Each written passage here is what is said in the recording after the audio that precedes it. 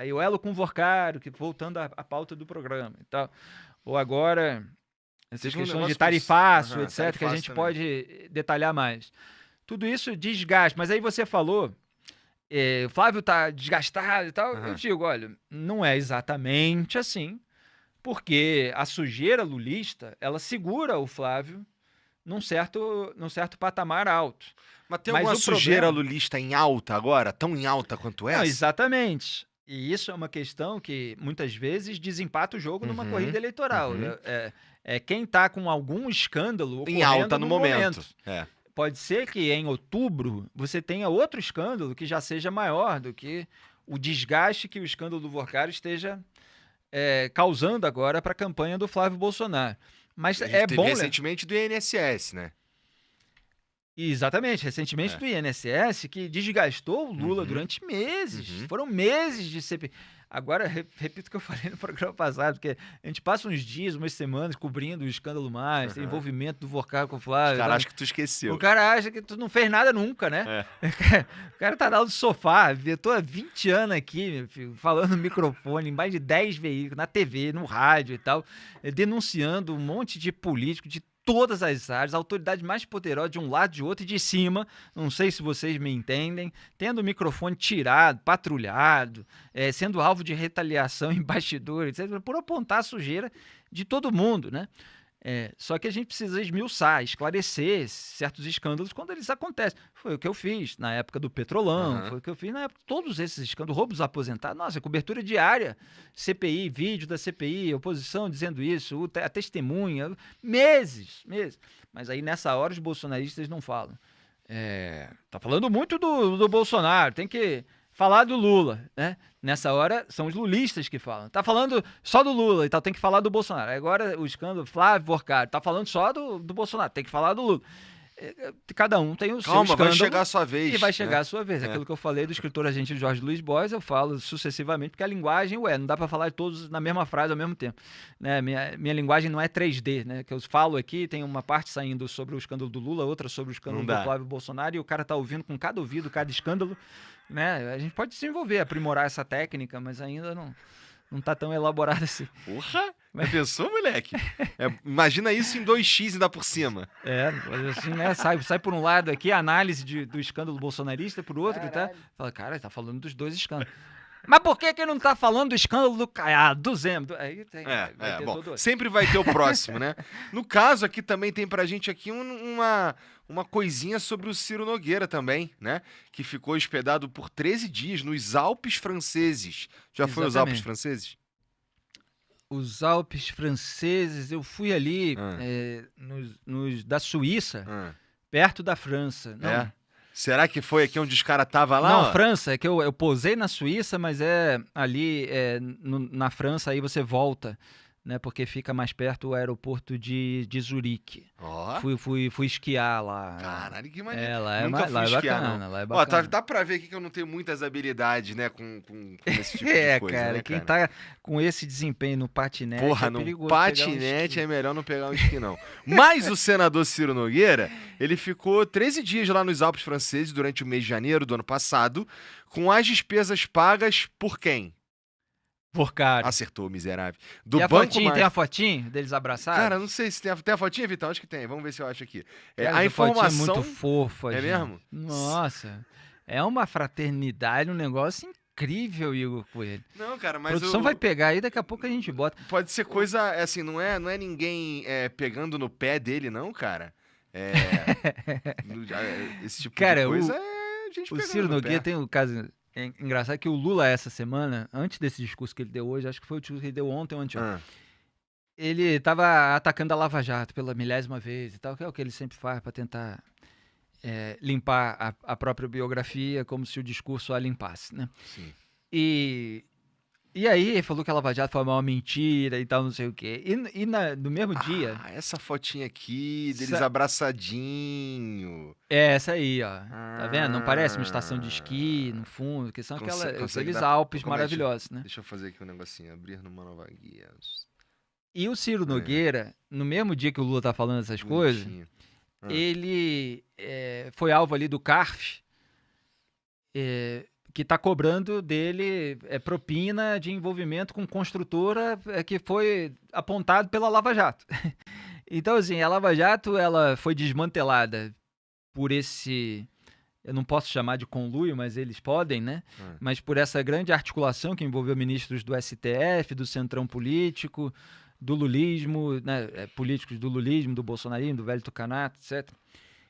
Mas, embora os ministros do STF tenham blindado o Ciro Nogueira em diversas denúncias por lá, Gilmar Mendes, Cássio Nunes Marques, Ricardo Lewandowski, Dias Toffoli, essa turma toda, o CARF agora está cobrando do Ciro Nogueira por provas que foram trazidas à tona pela Lava Jato.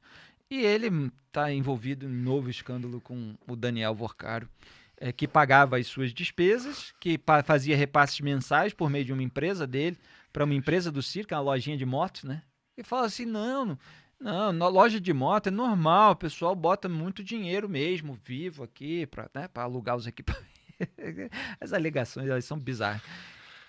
E agora tá aí. E ele apresentou no Senado Federal a emenda master, que era aquela que aumentava o valor de cobertura do FGC, 250 mil para R$1 milhão, que teria sextuplicado, de acordo com os próprios interlocutores aí do Vorcaro, o rombo, né? Ele imaginava, na verdade... Não, ele imaginava sextuplicar o faturamento. O rombo ficaria, no mínimo, 4 vezes maior, embora ele pudesse, talvez, enganar ainda mais investidores que acreditariam que teriam mais garantias de investimento e seriam, provavelmente, roubados. Nenhuma esperança de uma CPI do Banco Master, cara? Uma CPMI do Banco Master? Cara, é o presidente do Senado, Davi Alcolumbre, que acaba com essa esperança. Ele é aliado do centrão do STF, que também não quer... O que dá pra gente fazer, mano? Olha isso aqui que tá acontecendo embaixo da nossa cara, meu irmão. Não que a CPI, CPMI fosse fazer alguma coisa... Quer dizer, pelo menos é alguma coisa que a gente tá falando sobre, né? Seria. Mas vai, cara. O Davi Alcolumbre, ele foi quem indicou o Jocildo Gomes, presidente da Amprev, que é o equivalente do Rio Previdência lá no Amapá. Então, é o Fundo de Previdência dos Servidores do Amapá. E esse fundo, assim como o Rio Previdência fez um aporte bilionário, hoje a gente sabe foi de 3 bilhões e 700 milhões de reais, o do Amapá, obviamente não é um coração financeiro como é o Rio de Janeiro, fez de 400 milhões de reais. Parece até pouco perto disso, mas é uma fortuna, né? No Master. Então, essa investigação resvalou aí no Davi Alcolumbre. E há relatos aí de conversas do Alcolumbre com o governo Lula, justamente por essa ascendência do governo sobre a Polícia Federal, de todos quererem ser blindados, né? Mas houve rusgas aí que levaram ao Davi Alcolumbre a atuar contra a indicação do Jorge Messias feita pelo Lula para o STF, mas o Davi Alcolumbre não quer a CPI do Master porque pode atingi-lo, e ele é aliado do centrão do STF, que também não quer porque atinge diretamente o centrão do STF, né? Alexandre de Moraes, Dias Toffoli, Gilmar Mendes, essa turma. Então, basicamente podemos dormir tranquilo que não vai rolar. Mas só um detalhe, que o Brasil é bizarro, né? Há pedidos, até agora não sem decisão correspondente, no Supremo Tribunal Federal. Estão na gaveta do Cássio Nunes Marques há mais tempo e outro na gaveta do próprio André Mendonça, sobre CPI ou CPMI, que M é de mista, né, que envolve deputados e senadores. CPI pode ser Comissão Parlamentar de Inquérito numa só casa, ou de deputados federais ou de senadores, ou pode ser mista. E tem 2 pedidos aí, com 2 ministros, alguns senadores, como Eduardo Girão, ficam lá pressionando, dizendo que tem que ter. O Flávio só veio a dizer depois, quando ele ficou desgastado, e aí tinha que afetar desprendimento, mas passou meses sem dizer nada, e eu estava apontando, Flávio não está dizendo nada, Flávio está dizendo nada. Aí vem a relação com o Vorcaro, áudio pro Vorcaro, mensagem pro Vorcaro, visita pro Vorcaro com tornozeleiro eletrônico. Não, tem que ter CPI, sim. É tudo muito ridículo, né? E tem gente que acredita. Mas a CPI do Master que você estava perguntando, cara, tá nessa situação. Houve um acordão lá no Congresso para que ela não avançasse, não há interesse dos ministros do Supremo, e apesar de haver uma jurisprudência pela abertura da CPI no Senado, que na CPI da pandemia houve a decisão do Barroso de ordenar a abertura porque havia sido preenchido a série de requisitos necessários, nesse caso foram preenchidos. Você tem o mínimo de assinatura, você tem isso e aquilo, mas não tem a CPI porque não interessa a ninguém. E que se dane a coerência para essa turma, né? Cara, isso é uma das coisas que mais... Sei lá, tira... Eu fico... Não vou dizer que tira a esperança, mas que dá um tédio, dá. Enoja, entendeu? né? Pô, Enoja. Cara, assim, a chance do troço andar pra valer mesmo do jeito que deveria ser é pequena mesmo. Essa que é a verdade, infelizmente. A esperança hoje vou dizer, toda a Polícia Federal, mas são policiais federais. É mesmo. É que eles consigam avançar nas investigações, que eles superem os obstáculos e as pressões políticas, que eles não permitam uma delação meia-boca do Daniel Vorcaro e, claro, que a imprensa continue, né, pelo menos os setores que têm sido vigilantes no caso do escândalo Master, como nós aqui, continue vigilante, continue trazendo informação.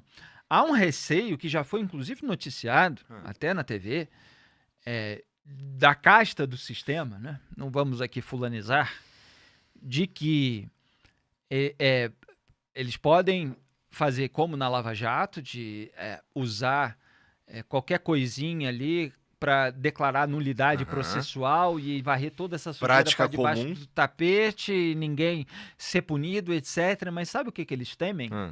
Eles temem que se eles fizerem isso, que é o mesmo método que eu estou apontando aqui desde o começo, que olha, eles fizeram lá atrás por causa dos acertos, não por causa de... Eles pegam alguma coisa para desmantelar, porque atingia eles a investigar. Agora atinge de novo e eles recorrem ao mesmo método. E claro, como conseguiram demonizar, eles falam, não pode ter uma nova Lava Jato e tal, mas é a mesma coisa, o medo deles, olha só, é que policiais federais acabem vazando para a imprensa algo comprometedor a respeito deles se eles desmantelarem tudo. E aí pode vir à tona coisa que eles não querem que venha à tona. Então, você precisa de toda essa articulação. Tem muita gente lá na casta do sistema que quer impedir o avanço das investigações, mas tem o receio de que acabe vazando e prejudicando. Assim, a preocupação número 1 dessa gente sempre é não ser preso, certo? Então, assim, se vazar algo muito comprometedor e tal, mas eles tiverem que escolher entre não ser preso e só vazar, mas aí eles já anularam tudo e que se dane, mesmo que haja um monte de pressão, vão continuar lá no poder, eles vão acabar escolhendo isso.